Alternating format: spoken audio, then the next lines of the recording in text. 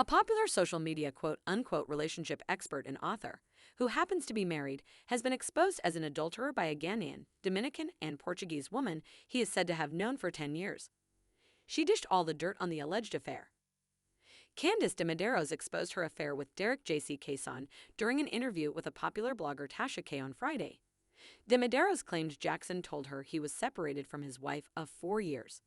The mistress provided receipts of her meetups with the philanderer, including a cozy shot taken from the bed he shared with his wife in their Atlanta home. De Medeiros had sent her over $1,000 during the short affair.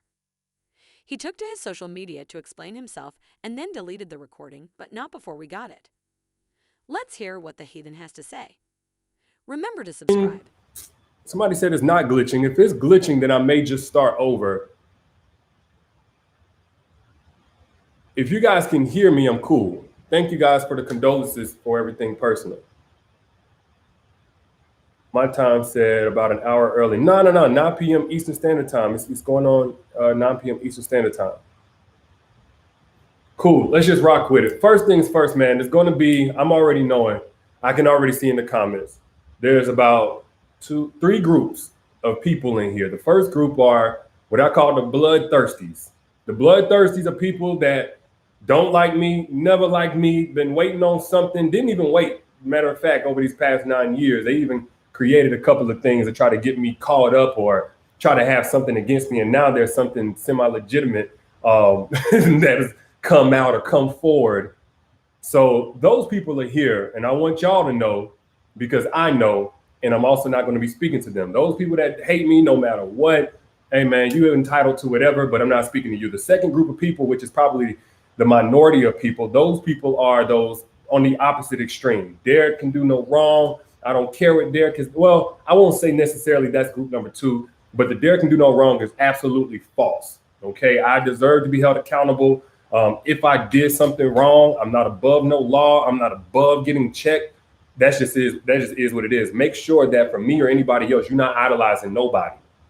All right, if you separate the man from the actions or whatever the case, that's fine. But I would rather you just kind of decide after you hear me speak. Let's see here. The third group is who I'm going to be speaking to. And that's going to be the people that say, D, you know, I find some value in what you do, whether I'm a supporter of your books, your videos, whatever, I find some value, but I got questions about where you're coming from with this stuff that you speak. You know, I got questions. What's going on? Do you walk it like you talk it? Do you practice what you preach? So for that group of people, totally fair, legitimate concerns, expectations, question to ask. Do I practice what I preach? I'm going to be talking to you guys tonight. So thank y'all all for being here. I think we've kind of caught up to the 9 o'clock Eastern, 8 o'clock Central Time mark. So let's go ahead and get started. Now, you're probably asking yourself, why did I make this about my book, Heal Together Without Hurting Each Other? You know, do I really need a publicity stunt for this? Do I need help selling this or anything like that? The answer is no. Of course, I want to get this into as many hands as possible, and I'll let you know why. But this book is a part of what I preach. Don't forget your crown, part of what I preach. The videos that I post, part of what I preach. In order for me to qualify, me letting you guys know whether or not I practice what I preach, I'm going to have to reference the books. And the most recent one is Heal Together Without Hurting Each Other. And especially what we're going to talk about tonight is directly related to why I wrote this, what I put in this. Okay. So it probably, for those that are just getting in, I see somebody says slow down mode. Is it glitching? Anyway, let's keep it going. So everything really started back, honestly, when I wrote this book, Don't Forget Your Crown, and what I wrote it about. Me and my wife, we got back together in 2016. Now, what throws some people off about that is that we were messing around having sex before we got back together. We got back together, I think, in August of 2016. Later in 2016, August, September. We conceived the baby in January that was born in early October. You do the math if you want to, right? Now, I got roasted up and down, and guess what? I totally get why, because that's a shaky foundation. We had a baby. We wasn't even prepared to get in a relationship. Me knowing that this is a woman that I wanted, I went ahead and got down on one knee within a couple of months. It wasn't just because of the baby. I really was like, I've been unhappy doing my thing with these other chicks or whatever. I know this woman, her name is Danae, by the way, is the one that I want. Fast forward. Of course, that's a shaky foundation, trash foundation. Two people just riding high on love and emotion, and then being new parents right in the very beginning of a new marriage. That brings me up to some of the issues that we had that led to Heal Together Without Hurting Each Other. Heal Together Without Hurting Each Other is a biblically based manuscript game plan on how to let God restore your relationship or restore you, no matter how much you've been hurt in the past, broken you are, etc. Okay, so Heal Together Without Hurting Each Other talks about how to have your individual journey and how the journey is really not a journey, it's a fight. It talks about all these different things. Now, why did I even write this book? February 1st, this is something a lot of you did not know. February 1st, me and my wife separated. I'm talking official separation. Before that, we had like an unofficial separation. You know, I'm not at the house, she's not at the house, we're not talking, we not blah, blah, blah. February 1st is the official mutual. I said, look, I don't think this is going to work. Separation. We had some challenges before that. February 4th, I gave my life to Christ. I said, God, I can't handle this. I need you to come in and help me out. That was on February 4th, the exact same day. Danae, my wife, she packed up the kids and left the crib, went 1,500 miles away to her mom's crib. All right. Fast forward, because I'm trying to get to the point. I know what a lot of people really want to talk about, some of the stuff that has been swirling around or whatever, right? Fast forward a couple of months. In those couple of months, we were working on the marriage. Hey, maybe we can make this work. We're praying. We're going to church about this. Now we're both in Christ. She was already a Christian. I'm a new Christian. And it's not working. Nothing that I implement is working. Nothing that we're having in these conversations is working.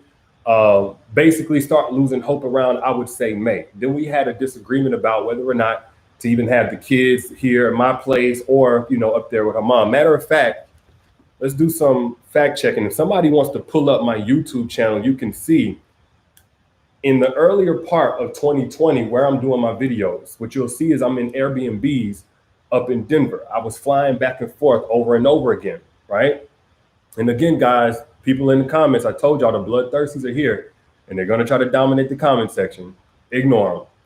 All right. Anyway, even with all of that being said, I'm flying up, we're meeting with pastors, we're doing this, we're doing that, things are not working. Around May is whenever we started losing, like both of us started feeling, mainly her though. And then we had an argument about where the kids were going to be, whether they're going to be with me on this date or her with that date. And then lawyers got introduced. Shortly after lawyers got introduced, I realized she wasn't wearing her ring. Shortly after that, because we're continuing to talk as much as possible, we stopped talking. Most of our conversation is in text message. And then we have a conversation. When we do have a conversation, she's letting me know, like, whatever you need to do because you're not my responsibility. I'm not linked to you. Like, we are together, but right now I understand if you got to go out and do whatever. Now, what that spoke to me was, I don't care if you're going to be with other women, et cetera, et cetera. But that wasn't my green light. My issue is this. At that point, I had a beef with God. I gave my life to Christ on February 4th, 2020. Matter of fact, some of y'all that follow my Twitter may have seen me a couple of weeks ago talking about how I just hit my 1-year mark. I gave my life to Christ and my whole life fell apart. My marriage fell apart. At this point, I'm not seeing my kids. I'm helping people best I can, but that's not giving me fulfillment. I got money, I got this, that, and the other. And I really honestly just went to a place of effort. Just screw it. I don't care no more. I don't care about being a good man because look where it's got me. I don't care about serving God because look where it's got me, right? That was in May.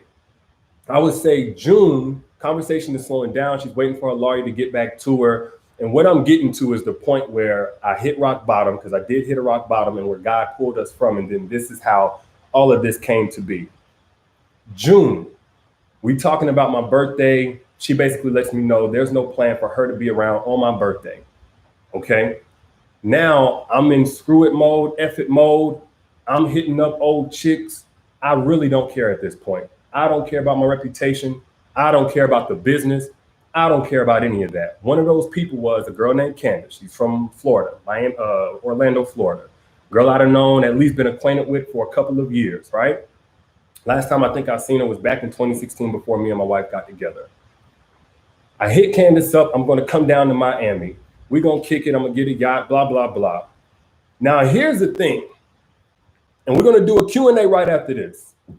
Here's the thing. So me and Candice have had a sexual relationship without actually having sex all of these years, right? So we go hang out. We're on the yacht. We're doing our thing. Friends are there. We come back to my Airbnb. Everybody's having a kickback. She leaves. Everybody leaves. My boys leave. She leaves. Everything. She comes back the next day because we're going to go out to eat. And for some reason, she needed to use my charger first thing in the morning. I didn't really find that odd. I didn't think nothing about it. What I didn't know was Candice was taking pictures of my feet. Found that out later. Okay. Next thing I know, we kicking it, we chilling. We actually go meet up with one of her friends at a brunch spot. We leave there, and what was it? A couple of weeks later, I'm like, look, I'm about to do something for my birthday. Do you want to come out? Got her friends out. Long story short, her friends and I would say about 25 to 30 people. We having a mansion party. We tripping out. I'm smoking. I'm getting high. Still no sex. But she wants to use the bathroom. She wants to go and use my charger whenever we did the house tour with a couple of people. She wants to stop and do this, stop and do that. I didn't know what was going on until later on, that the entire time she was trying to take pictures of me as I'm walking in and out. Okay, I didn't know that, right? Cool. Fast forward to, I'm talking to my mentor because at this point, I'm not feeling where I'm at. I'm breaking down. I don't want to do anything productive. If you look at my videos from, what was it? If you look at my videos from June, about June 10th to September 10th, you'll see me post about 2 to 3 times. Talking to my mentor, I basically just had this whole meltdown about nothing is satisfactory. God don't love me. My wife is rejecting me. I'm not able to see my kids. And something that he told me basically changed my life. And he said, D, the reason why you're not happy, the reason why nothing is lining up the way that you want it, is because you verbally gave your life to Christ, but you didn't submit your life to Christ. You verbalized it, you said it, you accepted him, but you didn't walk with him. You didn't walk in according to his word. You're still holding on to some things.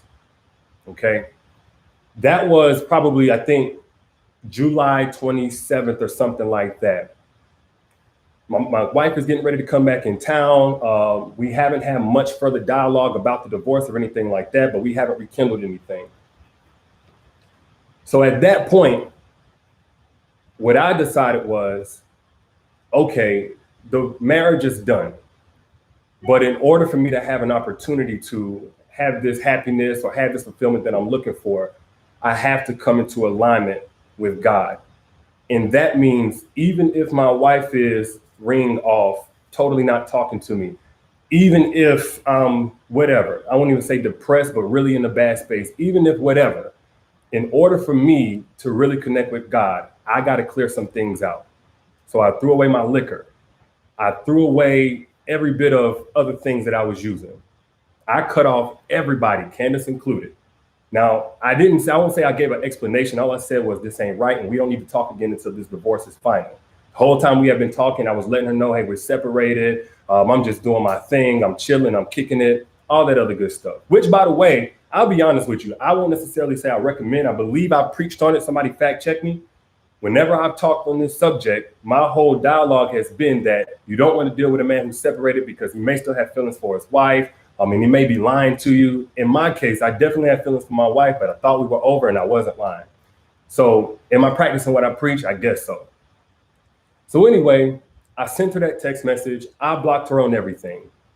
In the past, what I would do is, and this is what caused a lot of issues even in my marriage, I would mostly cut somebody off. I would end communication, but I wouldn't cut it. I wouldn't completely obliterate. I wouldn't completely close every door to that part of my life. All right. It was only on that day, and don't get me wrong, this wasn't immediate. It was only on that day where I started seeing some light at the end of the tunnel. My anxiety is not nearly where it was. Me not wanting to do this, not caring to inspire anybody, not nearly where it was. Even in terms of me and Danae's communication, she still went forward. By the way, I wish I had printed this out because I believe you can actually search this. She filed for divorce. Some people may say, "Oh, Derrick, was the separation really real?" She filed for the divorce. The lawyers were in. Matter of fact, I'm gonna go to my email. Trey Sauls is my lawyer. I don't know if you guys can see this. Let me see. Hold on. I don't know. It's not showing. Can you guys see the date? Okay, you can't see the date. I should have studied how to do this. I've seen some questions in there. I'm gonna get to the questions right after. Appreciate you guys. I'm gonna get to the questions right after.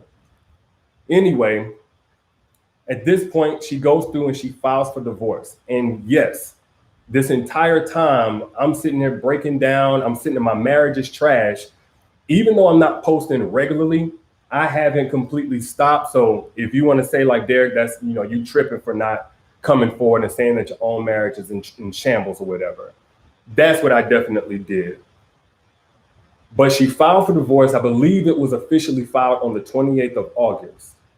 But by the end of that month, we finally, coming into alignment with God's way, finally allowed for us to start having real conversations. It's like you can kind of depend on the way that you want to do things. You can kind of depend on what you think is going to be best, your own intellect, your own knowledge. But what I said in this book, and this is how it all ties in, it wasn't until I learned that I can have all the knowledge in the world, I can have all the intellect in the world. But whenever you're in a spiritual covenant, when you're in a covenant with God, you can't do it by your own judgment. You can't do it by your own thought processes, your own reason, your own logic, right? That was the end of August. I believe it was about a mid-September where we ended up at the same church event, and the pastor was willing to see us in the back after church and all of that stuff. And we basically had a one-on-one with him. And that's where we decided we were going to take divorce completely off the table.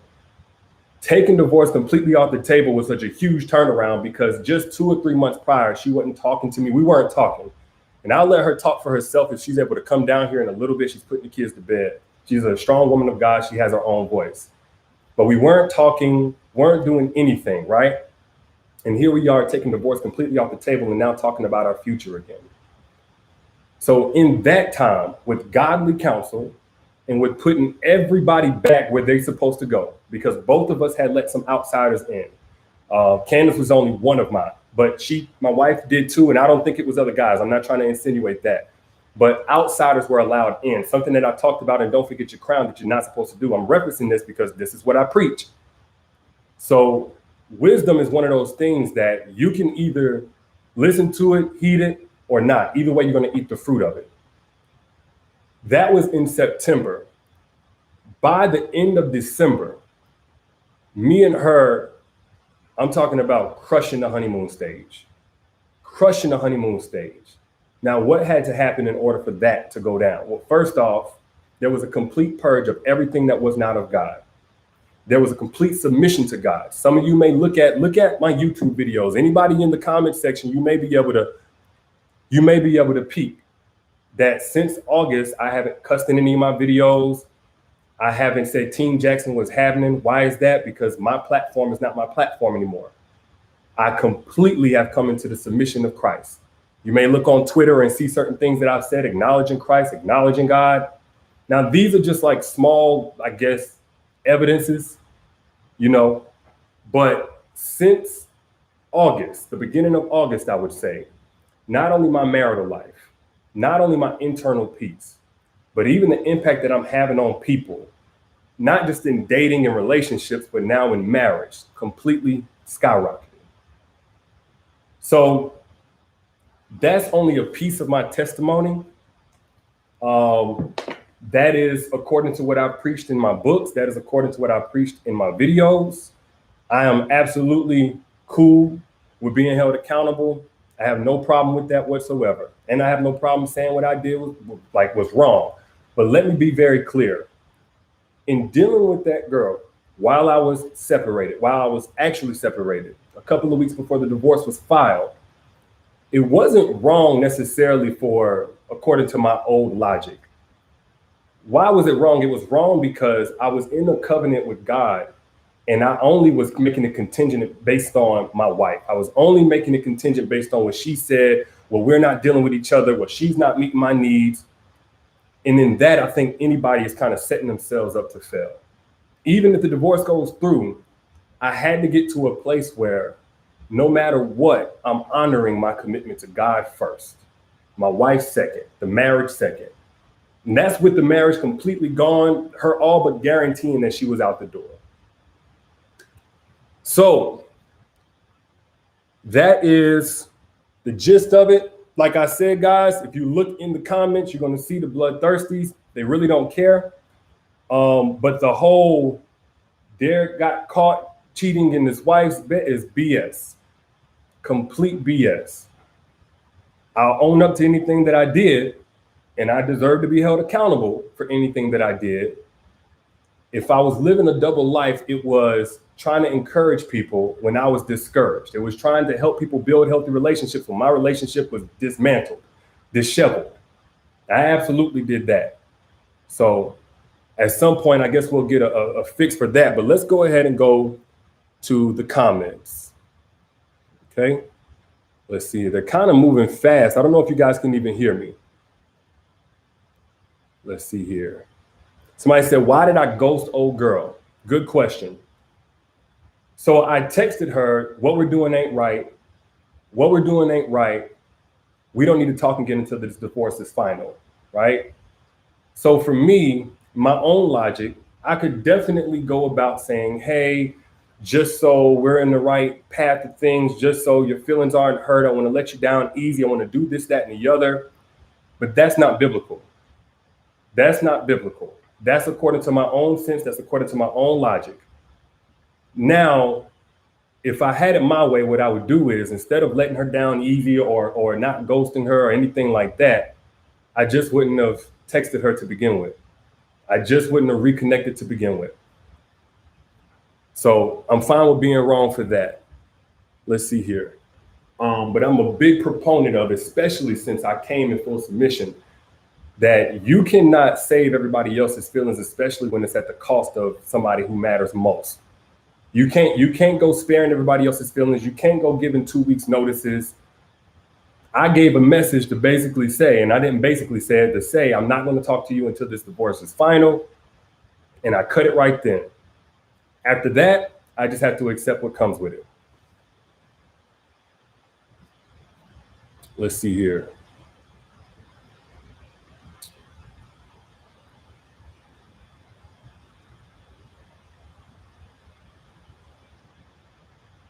Said, why run to the next when you're not over the ex? I absolutely agree. And let me make something clear. What's up, babe? Want to come in? Oh, okay. You can pull up a chair if you want to. Let's see here.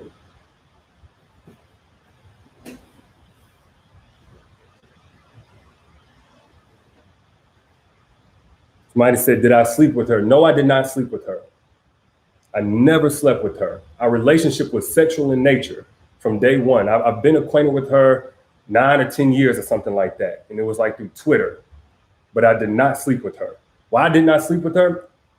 Honestly, I'm not even going to say I was on some type of vibe. Like I feel like, oh, my values are this. I want to make sure I'm respecting vows. At that point, I wasn't even thinking much about the marriage. I was on some rebellion to God type stuff. I was on some screw it all type stuff. I didn't sleep with her or anybody for that matter because I got to get deep. I'm not able to perform when I'm super stressed. I didn't even have confidence that I could do something in that capacity. That's why I hit her up instead of somebody that I had actually had sexual relations with.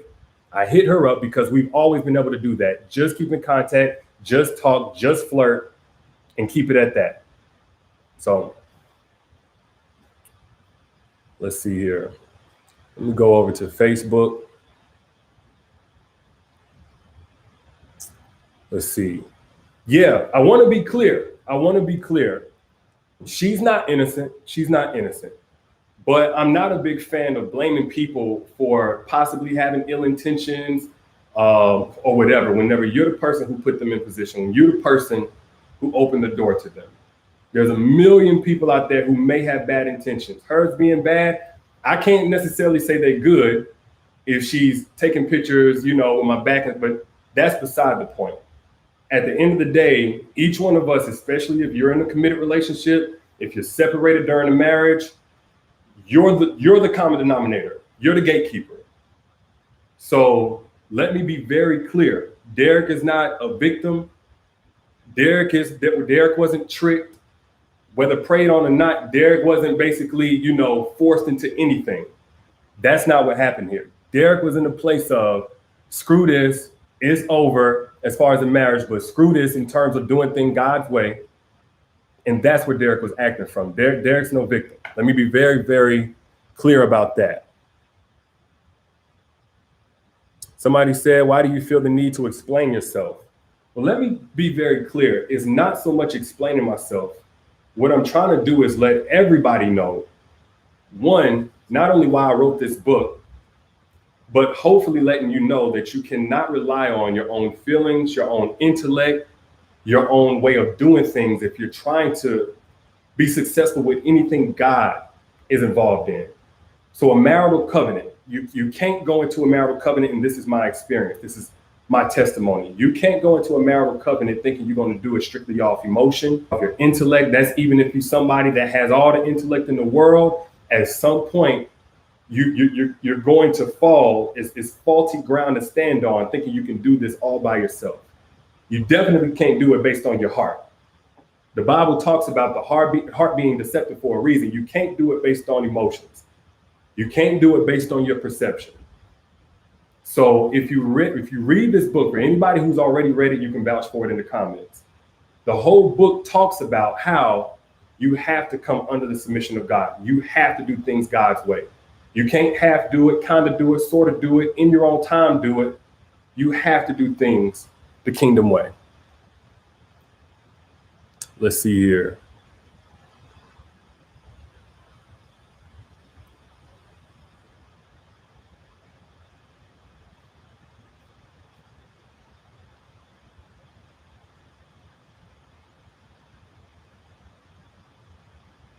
So somebody talking about restarting the router. Can I restart it? No, it's a little glitchy right now.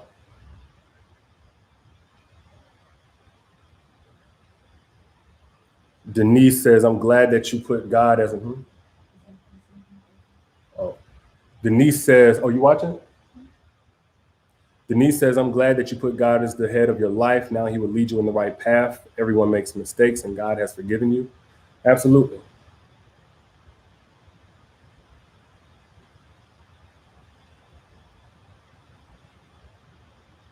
All right.